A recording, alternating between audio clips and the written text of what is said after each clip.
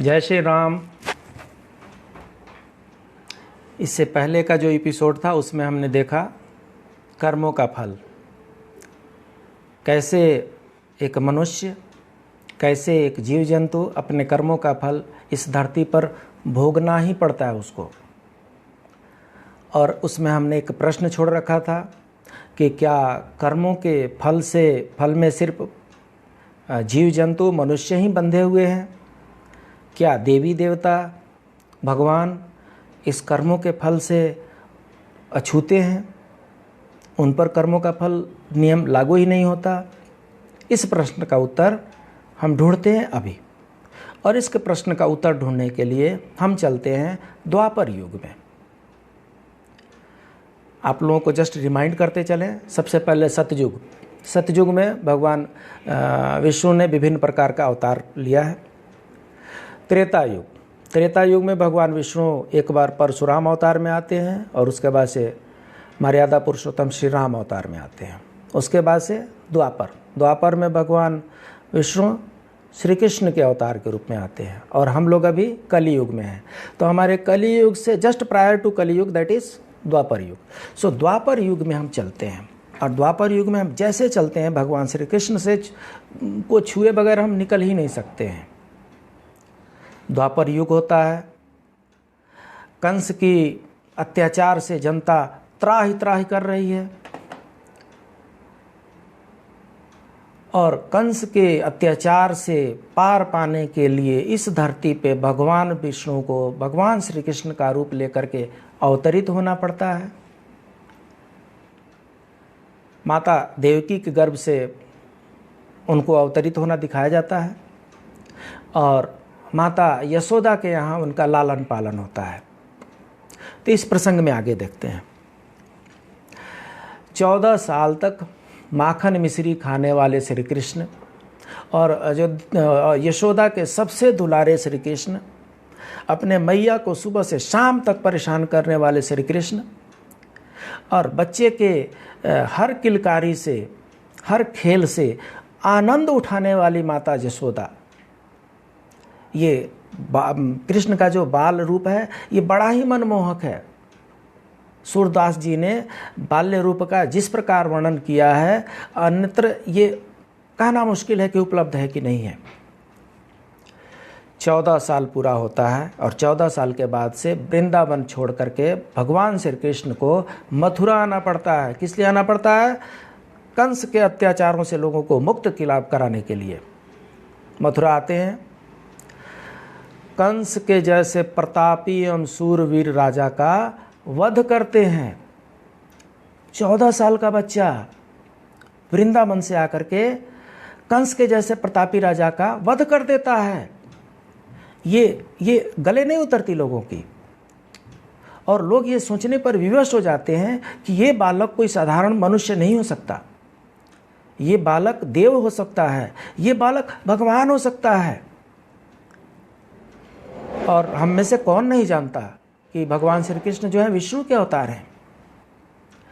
और जब ये बातें चारों तरफ होने लगती है तो ये बातें माता के नयनों से कब तक ओझल रहेंगी। कंस की हत्या करके, वध करके, और उसके बाद से भगवान श्री कृष्ण कारागार में जाते हैं और कारागार में जाकर के अपनी माता देवकी एवं पिता वासुदेव जी को वहाँ से छुड़ाते हैं। छुड़ाने के बाद से माता देवकी बड़े ही भावुक मन से और बड़े ही आश्चर्य तरीके से अपने लाडले भगवान श्री कृष्ण को निहार रही है। भगवान पूछते हैं, माता कुछ पूछना चाहती हैं आप? माता देवकी बोलती हैं, हाँ कन्हैया, तू ये बता कि तू भगवान है और तुम्हारे पास असीम शक्तियां हैं।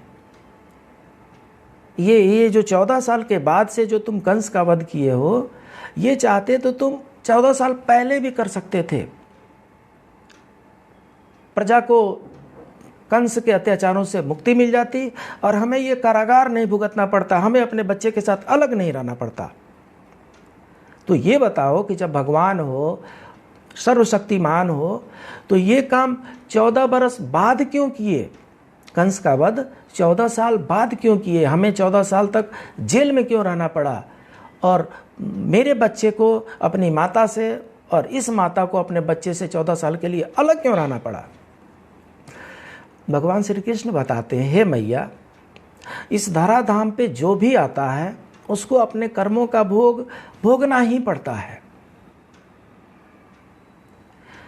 माता की उत्सुकता और बढ़ जाती है, भला बोल बोल और क्या बोलना चाहता है।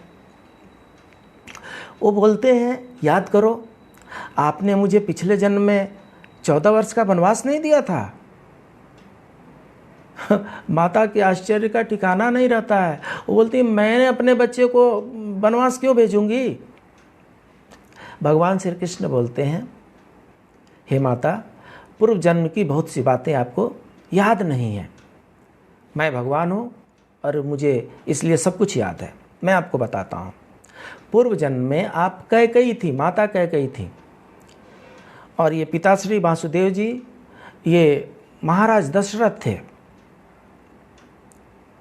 और माता कैकेयी आपने, और मैं उस समय राम था, और आपने मुझे 14 वर्ष का वनवास दिया था।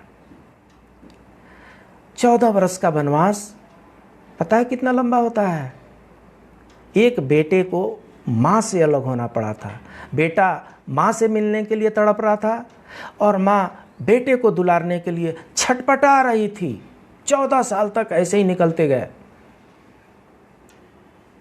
तो उसका भोग तो भोगना ही पड़ेगा ना। माता देवकी कहती है, अब ये भी बता दो कि उस जन्म की जो कौशल्या थी वो इस जन्म में क्या है। वो बताते हैं, वही तो माता यशोदा हैं। ये वही माता यशोदा जो हैं कौशल्या थी, और इनको अपने पुत्र के वियोग में 14 वर्ष तक छटपटाना पड़ा था, और मुझे अपने माता के वियोग में तड़पना पड़ा था 14 वर्ष के लिए। इस जन्म में मैं आपका पुत्र जन्म लिया, और 14 साल तक मैं माता यशोदा के साथ किलकारियाँ करता रहा, खेलता रहा, अठेलियाँ करता रहा।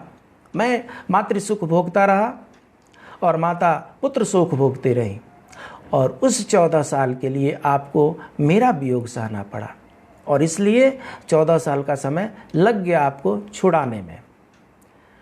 अर्थात प्रत्येक प्राणी को इस मृत्यु लोक में अपने कर्मों का भोग भोगना ही पड़ता है, चाहे वो जीव जंतु हो, चाहे वो मनुष्य हो, चाहे वो देवी देवता हो, चाहे वो स्वयं भगवान श्री विष्णु ही क्यों न हो।